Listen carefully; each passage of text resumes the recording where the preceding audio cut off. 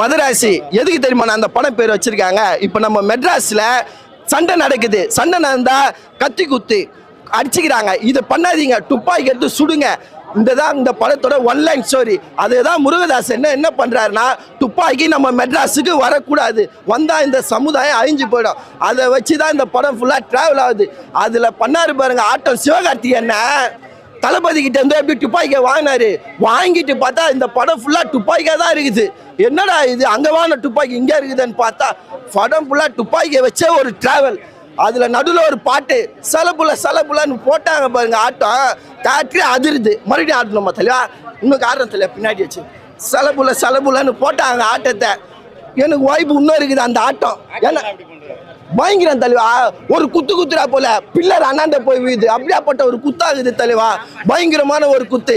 அதுல இந்த படத்துல இன்னொரு ஹீரோ யார் பார்த்தீங்கன்னா நம்ம அனிருத் அண்ணன்.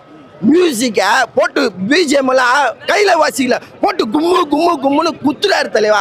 என்ன மியூசிக்கை பண்றாருன்னு தெரியல, அப்படியாப்பட்ட ஒரு மியூசிக் தலைவா. படம் ஃபுல்லா இந்த படத்துல கண்டிப்பா பாருங்க. ஏன் தெரியுமா? யாருன்னா கீழே உயிர்ந்தாங்கன்னு வச்சுக்க, நம்ம என்ன பண்றோம், இன்ஸ்டாகிராமில் வீடியோ போடுறோம். அதை தப்பை பண்ணக்கூடாதுன்னு இந்த படத்தில் சொல்கிறாங்க.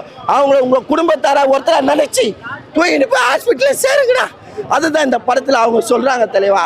ஏன்னா அது ஒரு நல்ல ஒரு மெசேஜ். ஏன்னா ஏஆர் முருகதாஸ்னாலே ஒரு மெசேஜை தான் சொல்லுவார். இந்த படத்தில் ஒரு நல்ல ஒரு மெசேஜாக அவர் சொல்லியிருக்காரு தலைவா.